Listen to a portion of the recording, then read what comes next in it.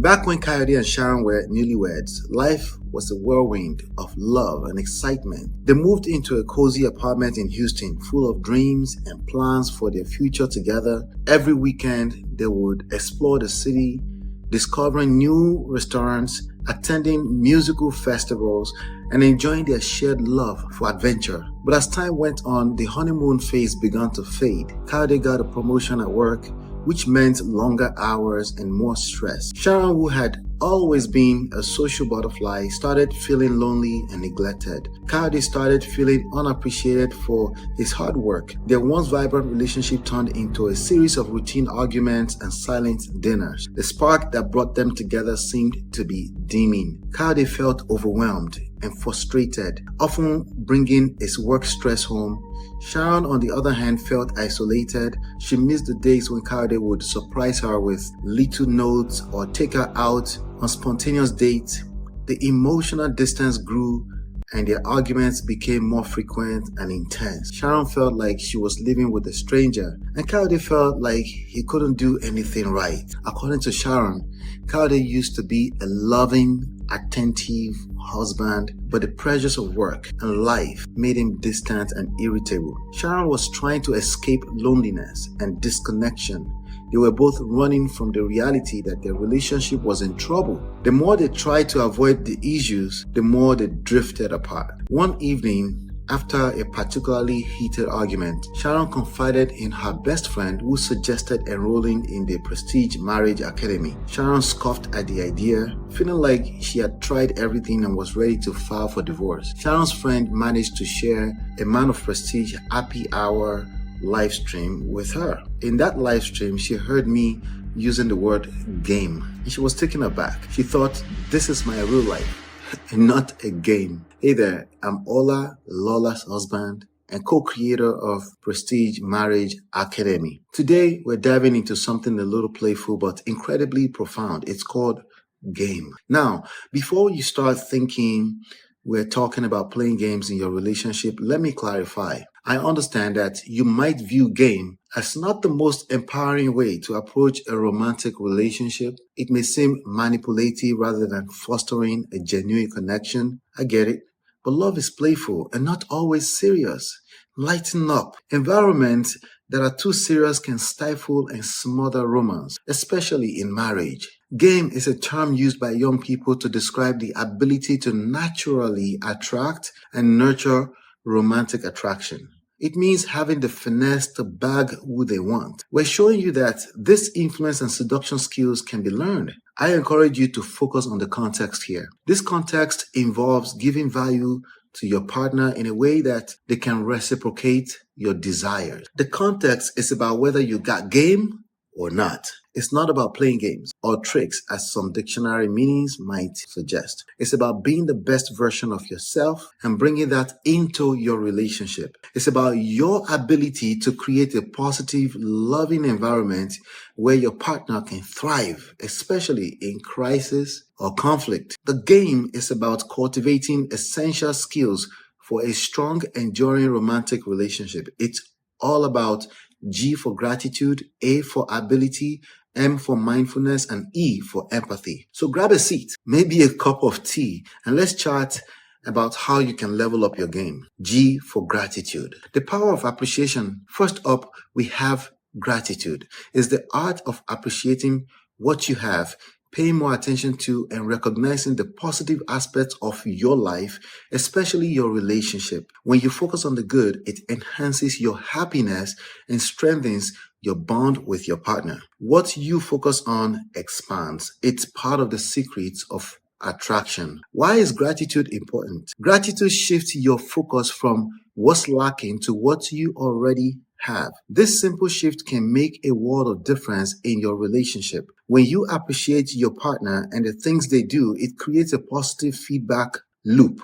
They feel valued and more likely to continue those behaviors that make you happy. If you're familiar with the parable of talents in the scriptures, it's the same concept. It steals your focus away from being a victim to engaging your influence and seductive powers. Gratitude is also the first core pillar in our proprietary 3 core pillars, GPS, namely God or gratitude, purpose, and self. Obviously, we're not talking about extreme cases of abuse. Talk to your coach and they should be able to tell you if you're in an extreme case or not. Here are 3 ways to practice gratitude. 1. Daily reflection. Take a few minutes each day to reflect on what you appreciate in your life and relationship.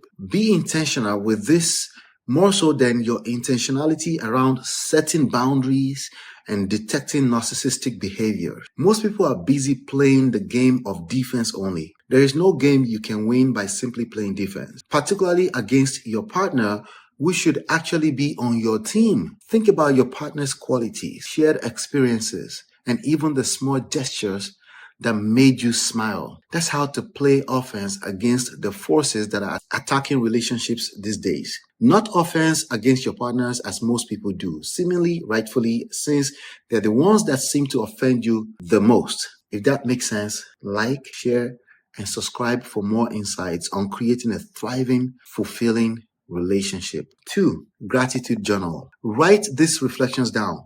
Keeping a gratitude journal helps you remember and cherish these moments. 3. Express appreciation. Don't just keep it to yourself. Tell your partner what you appreciate about them. A simple thank you for making dinner, it was delicious, can go a long way. A simple thank you for being my rock, I appreciate you, goes a long way. A for ability.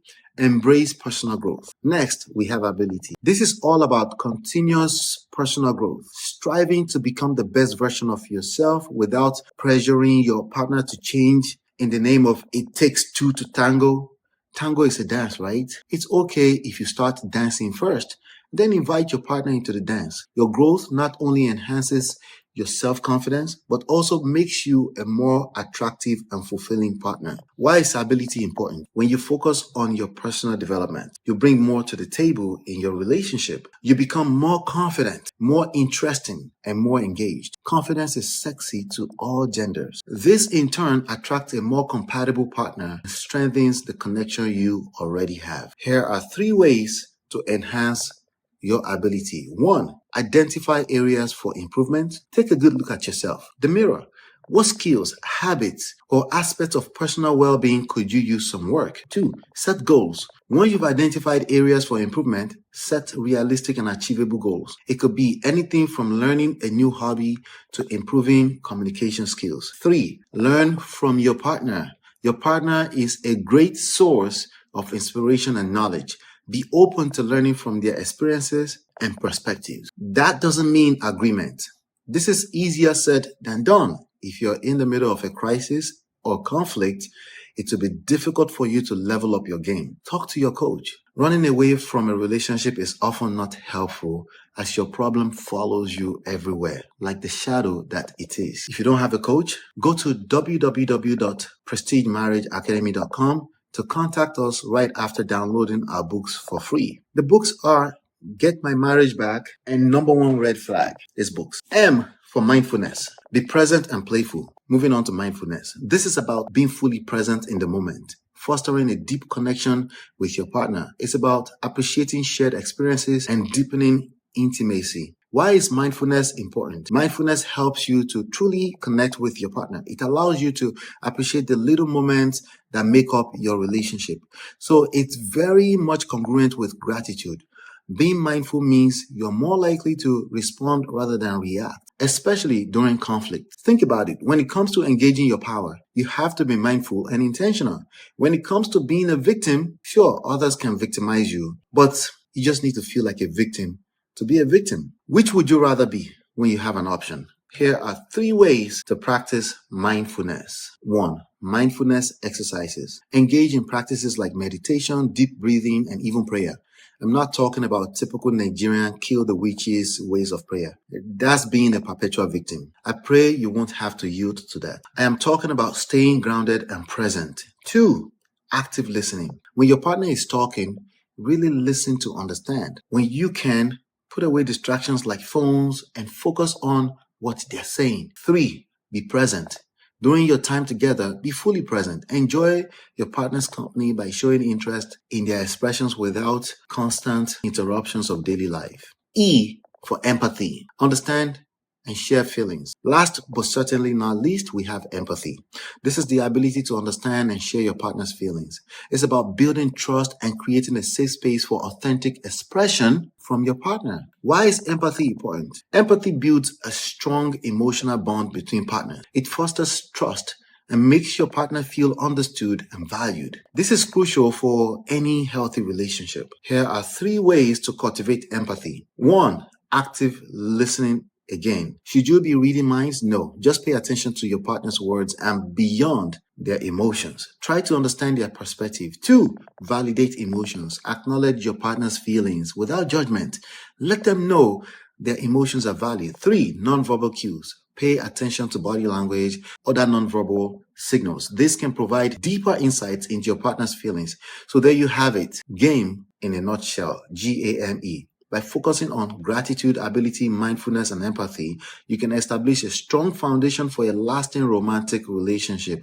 Remember, a strong relationship requires effort from your partner, as well as leveling up on your own game can positively influence the dynamic and inspire your partner to reciprocate in ways that you desire. So take these principles to heart and start cultivating your game today.